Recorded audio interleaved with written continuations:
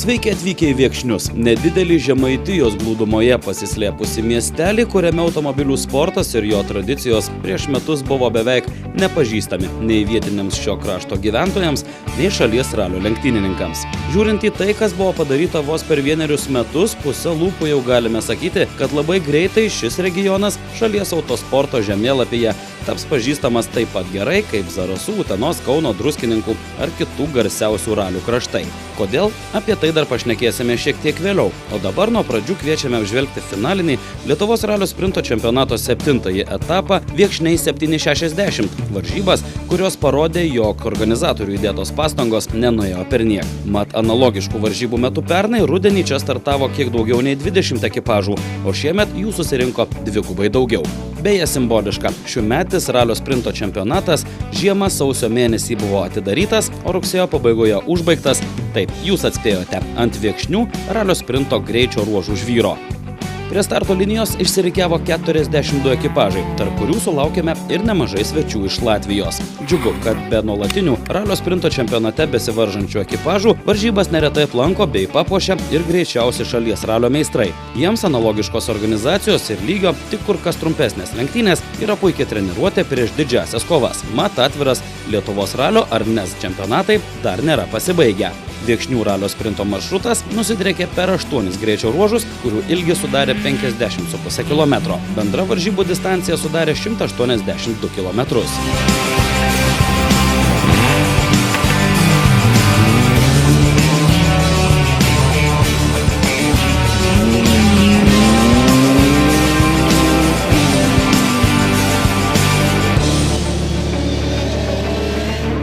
Kažkaip nesinori nei pigiai liaupsinti, nei girti, tačiau tai, kaip galima suformuoti nedidelių varžybų įvaizdį, Viekšnių ralio sprinto rengėjas Mažeikių automobilių sporto klubas parodė jau pernai. Nors pradžioje buvo klaidų ir pastabų, tačiau įsiklausę į jas, organizatoriai padarė išvadas ir iš žiūrovo pusės šįkart prisikabinti praktiškai nebuvo prie ko.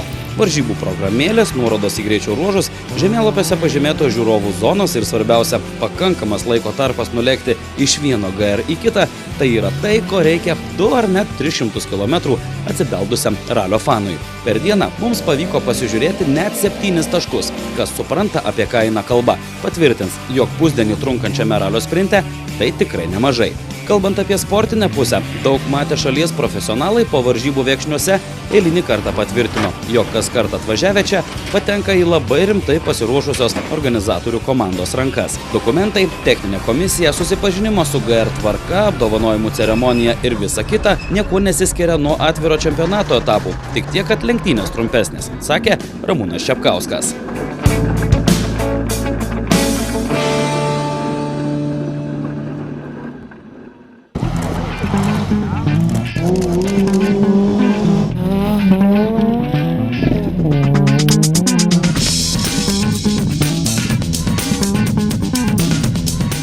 O dabar pasižiūrėkime, kaip atrodė kova greičio ruožuose. Paskutinis etapas neretai būna ir paskutinių šansų išplėšti tuos brangius sezono suvestinėje ypač reikalingus taškus tiems ekipažams, kam matematiniai skaičiavimai nėra palankūs. Neišimtis ir šios varžybos. Keliems taškas į tašką kovojusiems duetams reikėjo tik finišuoti ir čempionato prizininkų medaliai būtų buvę garantuoti. Tačiau toks jau tas ralis. Techninis gedimas, pasiplaukiojimas pievomis ar avarija viską sudėlioja kitaip. Beje, finalinėme Lietuvos ralio sprinto čempionato etape iki finišo net važiavo 9 automobiliai. 2 iš jų patyrė avarijas.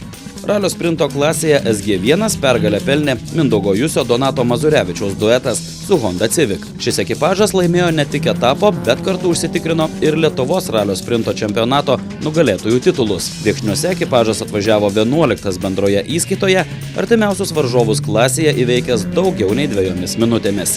Nu štai kaip atrodo čempionato prizininkų suvestinė. Čempionai SG1 įskaitoje Mindaugas Jusis Donatas Mazurevičius, vicečempionų taurės bus įteiktos Mariaus Račkausko ir Mariaus Jakubonio duetui, kuris Viekšniuose patyrė avariją. Na ir treti šiemet liko Linas Kriūnas, Donatas Ožiūnas. Beje, atsiprašome, jei mūsų išvardyto šturmanų pavardės gali neatitikti. Ruošiant šį reportažą, antrųjų vairuotojų suvestinė LSF interneto svetainėje dar nebuvo paskelbta. įskaitoje SG2 jos lyderis Roko Kavaliausko Ervino Snitko ekipažas su BMW 318 varžybose Viekšniai 760 finišavo savo nelabai įprastoje 3 pozicijoje. 2 ir 3 vietas atitinkamai užleidę Tomo Nenartavičiaus ir Karolio Šiugždinio ekipažams. Pagal SG reikalavimus paruoštų Honda Civicu finalinį etapą laimėjęs Karolis Šiugždinis su Agne Lauciuviene finišavo 8 bendros įskaitos vietoje, iškart po visų kitų ekipažų pilotavusių kur kas pranašesnę techniką.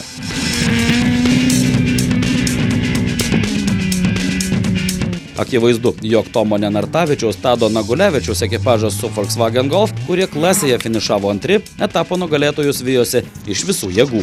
Vis tik lyderiui pavyti jiems pritrūko 7 sekundžių. Tiesa, SG2 įskaitos suvestinė ralio sprinto čempionatui pasibaigus atrodo visiškai kitaip. Į vienus vartus šiemet sužaidė naujieji čempionai. Roko Kavaliausko Ervino Snitko duetas per sezoną pelnęs 44 taškus. Tomas Nenartavičius su Tadu Nagulevičium pelnė sezono sidabrą, 3 liko etapo nugalėtojai Karolis Šiugždinis su Agne Lauciuviene.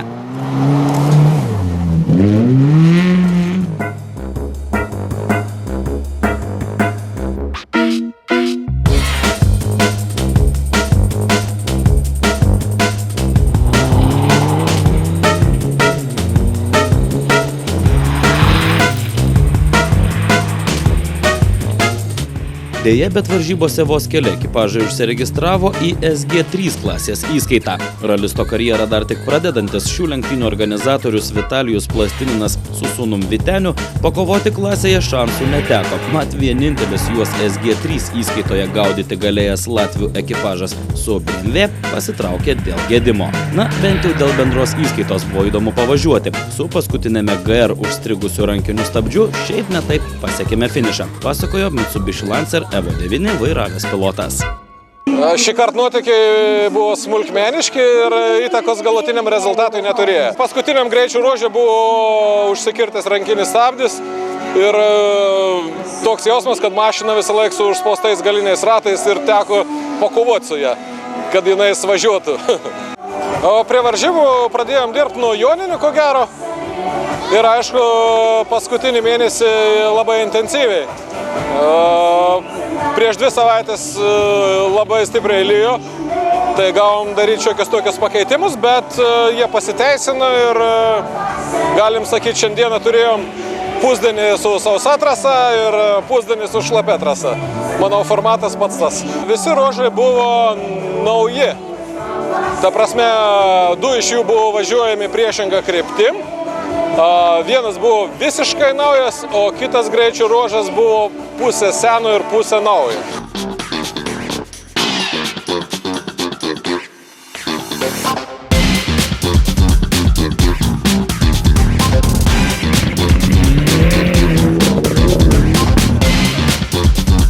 Savaime suprantama, kad žiūrovai atvykę į Viekšnius su ypatingu nekantrumu laukia nors ir nedidelio, tačiau labai greito Lietuvos ralio čempionate dalyvaujančio desanto pasirodymo. Gal esame ir neteisūs, tačiau atrodė, jog Vytauto Švedo ir Žilvino Sakalausko pilotuojama Evo 10 skriejo, lyg būtų įjungtas kovinis režimas Maximum Attack. Nors tiesa, kaip rodo rezultatai, nuo pagrindinio varžovo Martyno Samuičio ekipažo Vytauto Švedo duetas stipriau atsiplėšė pravažiavus 2 paskutinius GR. Įveikė visus programoje buvusius 8 greičio ruožus, kauniečiai pelnė garbingiausią etapo trofėjų. Pastaruoju metu persekiojanti nesėkmių virtinė mūsų kovinės dvasios dar tikrai nepalaužė. Atvažiavome pasitreniruoti prieš Druskininkų etapą, o ten varžovai atsipalaiduoti tikrai neleis. Tad ir čia važiavome taip, lyg važiuotume dėl svarbių taškų, sakė ekipažo šturmanas.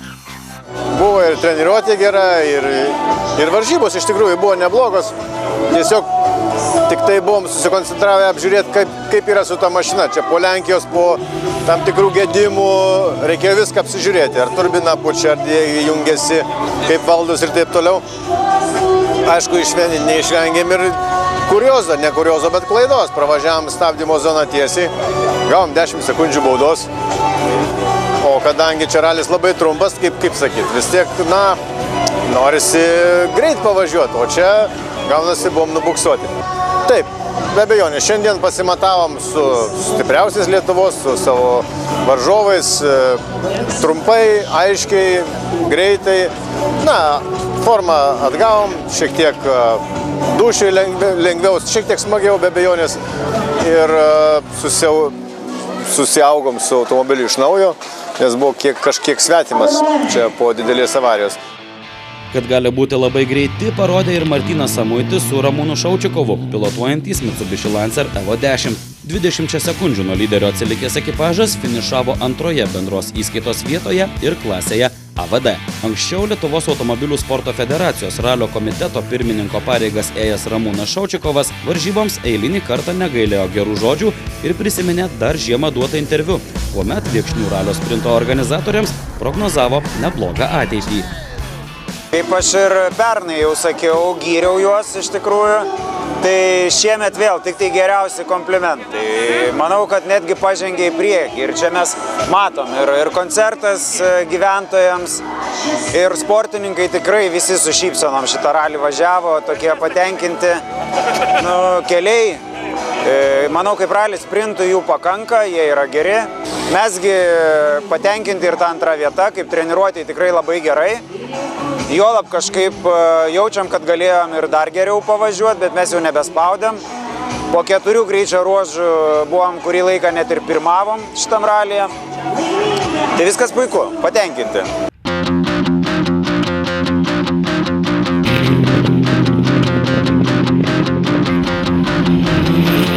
Treti bendroje Viekšnių ralio sprinto įskaitoje ir klasėje AVD finišavo Ramūnas Čepkauskas su Tomu Šipkausku, Mitsubishi Lancer Evo 9.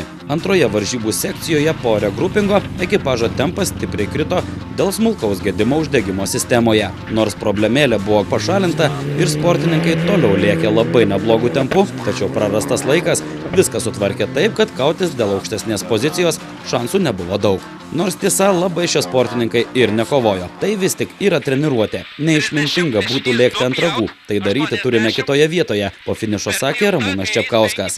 Beje, susumavus rezultatus, jo ekipažas pelnė pirmą vietą šalies ralio sprinto čempionate klasėje AVD. Iš tikrųjų, tai noriu labai pasidžiaugti iš tikrųjų šitų ralio sprinto pasatinto etapo lenktynėmis, kadangi iš tikrųjų lenktynės superinės tom, kad yra viskas organizuota labai šauniai, labai puikiai. Greičio ruožai yra ne per daug sudėtingi, ne per daug jų yra ir iš tikrųjų man asmeniškai Tomui, Vytautui Švedui ir Martynui Samuičiui tikrai patiko. Na, iš tikrųjų labai įdomiai klostėsi lenktynės, nes po 4 greičio ruožų mes visi 3, tai yra Vytas, Martynas ir aš, buvom labai arti vienas kito, bet man išvažiavus į 5 greičio ruožą nustojo dirbti cilindras, tai aš pravažiavau tiesiog kiek galėjau ant 3 cilindrų, po to radau problemą, po 6 greičio ruožo susitvarkiau ir paskutinius 2 greičio ruožus važiavau pilnu tempu, taip kad, šiokia tokia kova buvo, bet kai mes sakėme nuo pat pradžių, kad mes tikrai nekovojame visi, nes atvažiavom į treniruotę. Tai tiesiog, tai yra labai geras pasibandymas automobilio prieš mūsų druskininkų ralį. Greičiausiai 2VD automobilių įskaitoje trasą įveikė Mindaugas Račkaitis su Justu Vičiūnu. Jų BMW 318 pelnė aukštą 7 bendros įskaitos poziciją, finišavę iškart po visų 4 ratais varomų automobilių. Nuo lyderio atsilikę 3 minutėmis ir 50 sekundžių.